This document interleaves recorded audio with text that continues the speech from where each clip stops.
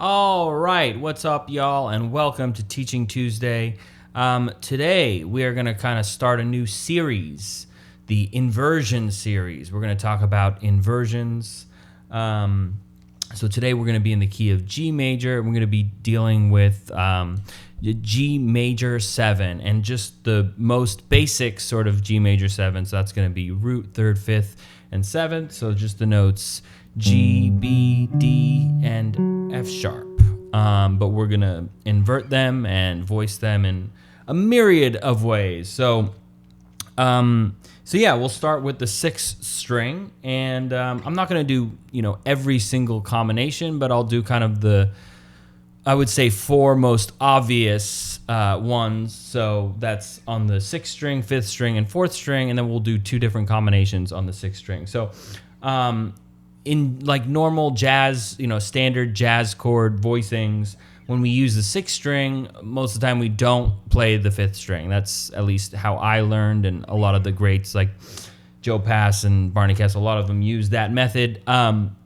Now, you can use both strings. It is a really cool sound, but you have to be careful when you do that. That's why they teach you to skip the 5th string, because you really have to exercise a lot of discretion when you do that. But we will do that. But let's start with just the string combination 6, 4, 3, 2. And so then that gives us our most basic G major 7 shape.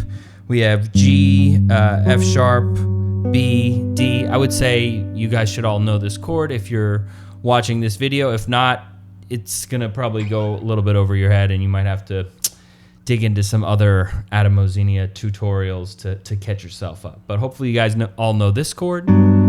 Okay, so we're just going to do a straight inversion 3 times with this same string set and see what we get, and if they're good chords or if they're not so good chords. So if we just invert that and we take the next logical inversion of that would be this.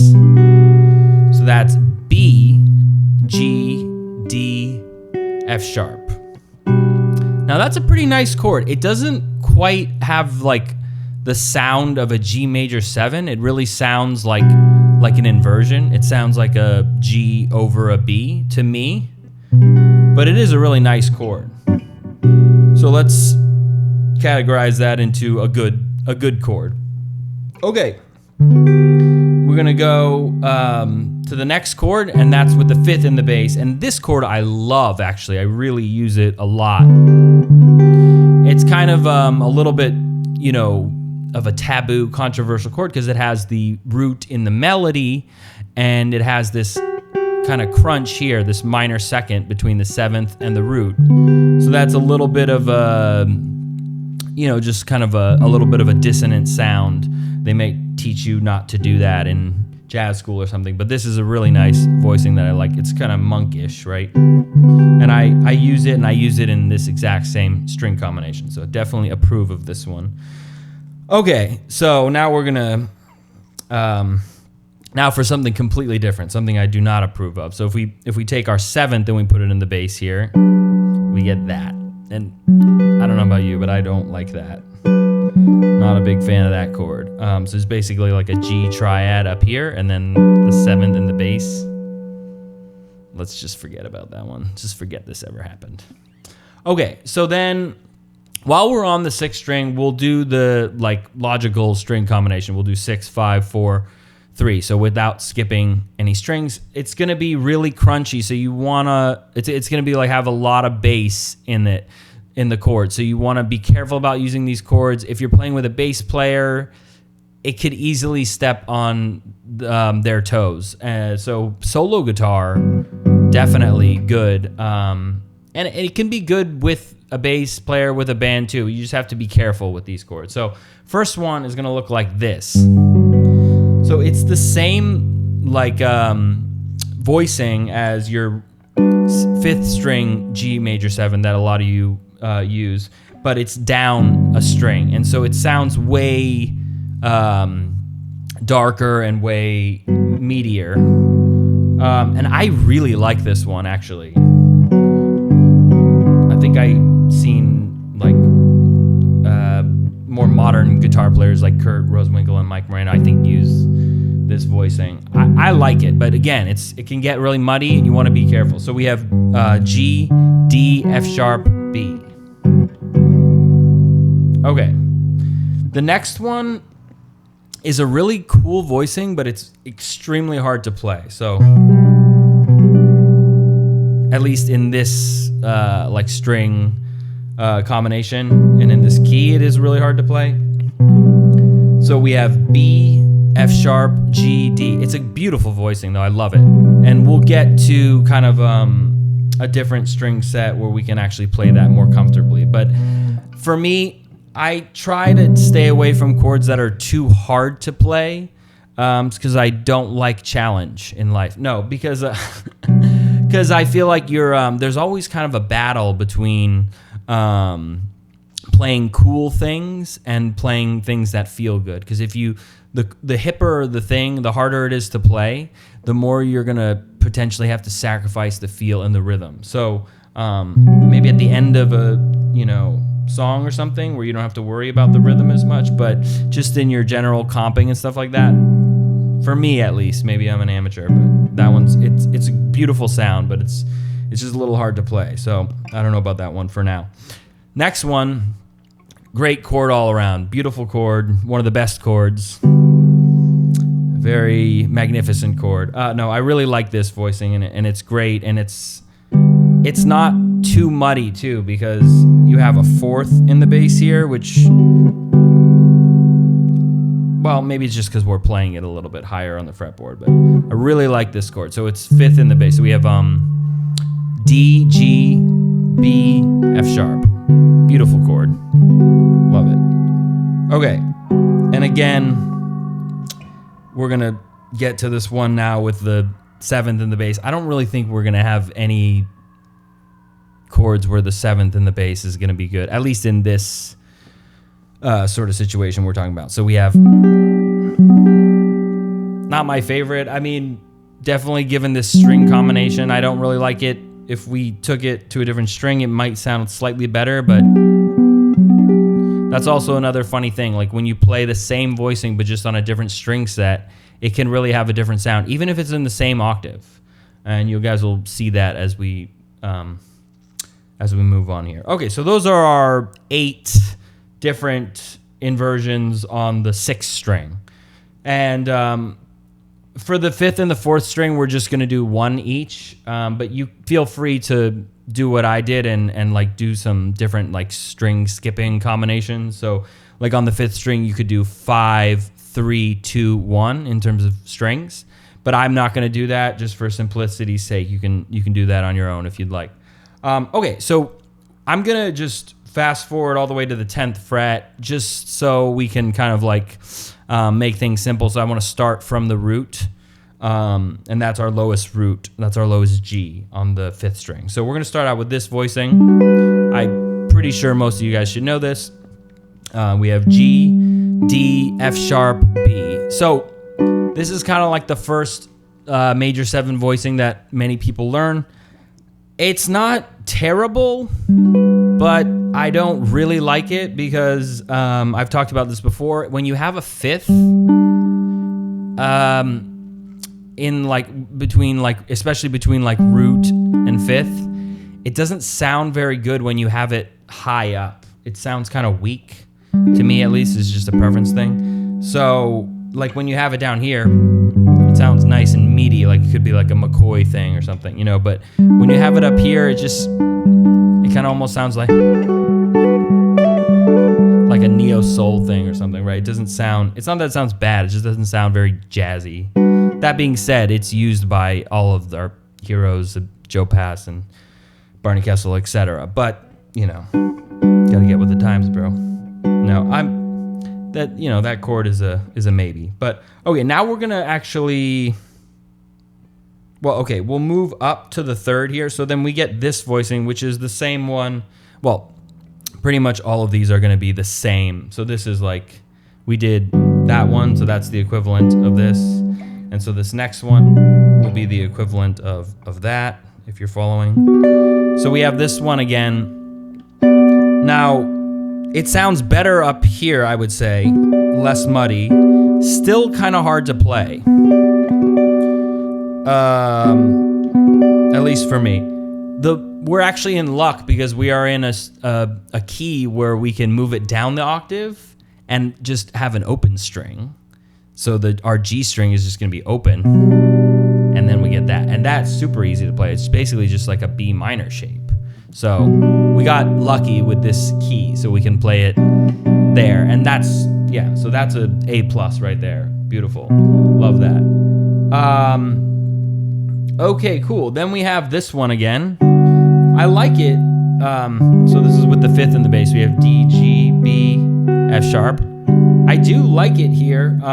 It is a little tricky to play, so I actually don't play it that often, especially as opposed to that one. But it's good. Definitely gets a good rating from me. Okay, now we have the one with the 7th in the bass again. So we got F sharp, B, D, G.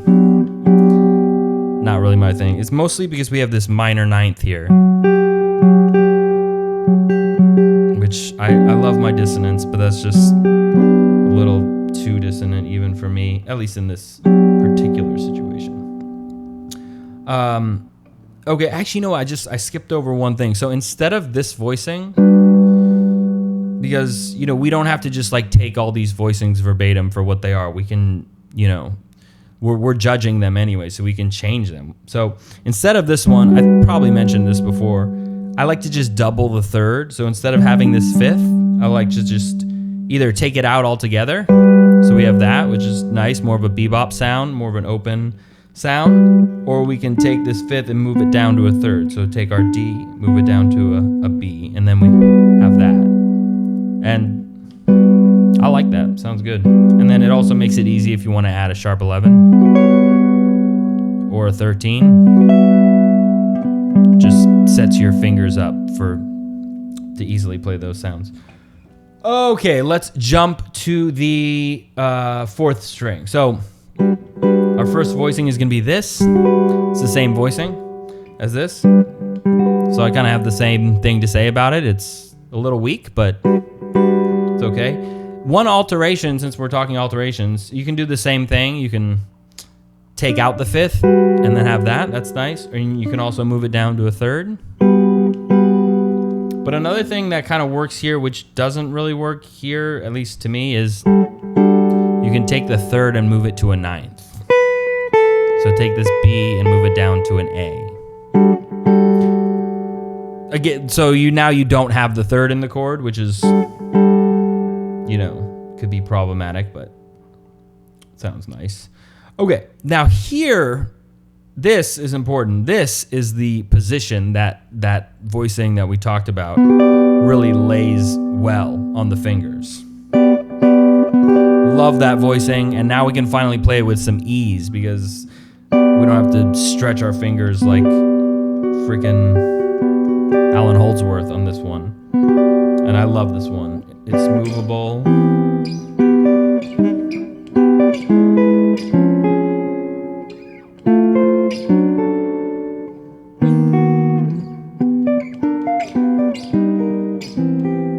Right? Super easy to play in this position. So again, we have B, F sharp, G, D. Love it. Okay, now back to our this voicing. So we have basically a G triad here in like the 2nd inversion. So we have D, G, B, and then F sharp on the top. Not crazy about this one in this position. It's cool. I mean, it's definitely one that is used a lot by great players, so I'm not gonna slander it too hard, but yeah, not my favorite. I like to actually just add a 9. So instead of the root, add a 9. So that's looks like kind of like a D6. But when you play it higher up, it's not as problematic because the extensions are higher up, so you can still it doesn't change the tonality. So I like that one. Okay, now we're back to this thing. We'll move it down here. So we have so we have the this one with the 7th in the bass again. So we got 7, 3, 5, 1. So we have F sharp, B, D, Still doesn't sound good. But we're in a position now where we can like change a note and make it sound good. So instead of the root, let's move it up to a ninth.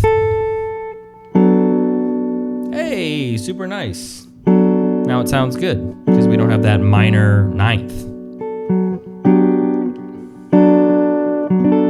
Right?